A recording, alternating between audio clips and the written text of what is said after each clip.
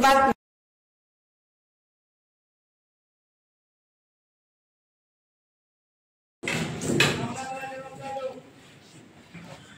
त्रिपाल उभं राहा, विजू उभं तुझा फोटो आणि लवकरात लवकर निर्णय घेण्यात यावा.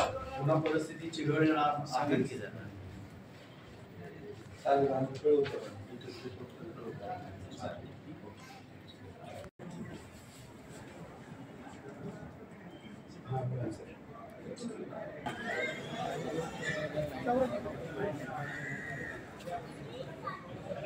पर्यंत मराठा समाजानं सत्ताधाऱ्यांचं आणि विरोधकांचं काय मोठं पाप केलंय हा प्रश्न आज मराठा समाजाला पडतो. ह्यात सत्ताधारी आणि विरोधक दोघांनाही हा सवाल आहे.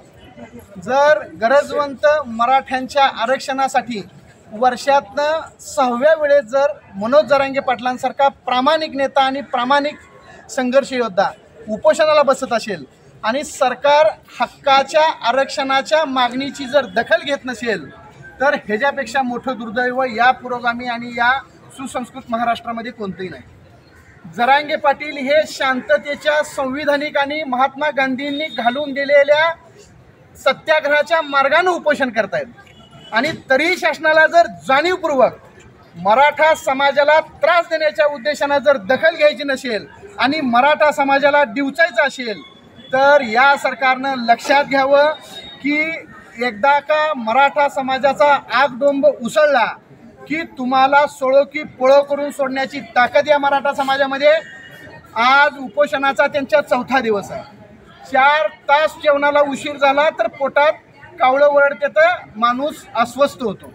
आज 4 दिवस बिन अन्नाचा माणूस त्या अंतरवली सराठीमध्ये उपोषण करतोय. आणि का उपोषण करतोय तर तुमच्या माझ्या हक्काच्या जे पुरावे सापडलेत आणि जे हक्काचं आरक्षण आहे त्या मराठ्यांच्या हक्काच्या आरक्षणासाठी उपोषण करतो. जर सरकारनं येत्या 2 दिवसामध्ये या आरक्षणाची दखल नाही घेतली तर सत्ताधारी आणि विरोधक दोन्ही पक्षाच्या राजकीय पुढाऱ्यांना जिल्ह्यामध्ये राज्यामध्ये फिरायचं मुश्किल करून सोडू. आणि जोपर्यंत आमच्या हक्काच्या लेकराबाळांचं आरक्षण आम्हाला मिळत नाही तोपर्यंत आम्ही शांत बसणार नाही. येणाऱ्या परिस्थितीला फक्त आणि फक्त शासन आणि सरकार जबाबदार असेल याची दखल घ्यावी. येत्या 2-4 दिवसामध्ये राज्याचे मुख्यमंत्री आणि उपमुख्यमंत्री सोलापूर जिल्ह्यामध्ये तालुक्यामध्ये येण्याच्या बातम्या त्या ठिकाणी कळत आहेत. मुख्यमंत्री आणि उपमुख्यमंत्र्यांना हेच निवेदन आहे, लाडक्या बहिणीची आणि लाडक्या भावाची योजना तुम्ही काढली, आनंद आहे, आम्हाला त्याच्याविषयी काही बोलायचं नाही, तुमचं त्याबद्दल कौतुक आहे असो, पण आमच्या हक्काचं आरक्षण आम्हाला न देता तुम्ही जर अशा प्रकारचे कार्यक्रम करणार असाल तर प्रामाणिक गरजवंत मराठा समाजाच्या कार्यकर्त्यांनी संविधानिक मार्गाने तुम्हाला कार्यक्रमाला विरोध केला तर पुन्हा मराठ्यांची धग तुम्हाला सोसवणार नाही. मराठा समाज हा राज्यातला सगळ्यात मोठा समाज आहे. तुम्हाला आमच्या मागण्या बाजूला ठेवून नसलेल्या मागण्या जर द्यायच्या असतील तर त्याला फक्त तुम्ही जबाबदार आहात. मुख्यमंत्री आणि उपमुख्यमंत्र्यांना एकच इशारा आहे, तुम्हाला समाज जशाचा तसा फक्त शांततेत आणि संविधानिक मार्गाने उत्तर देईल. फक्त प्रतीक्षा करा, वेट अँड वॉच.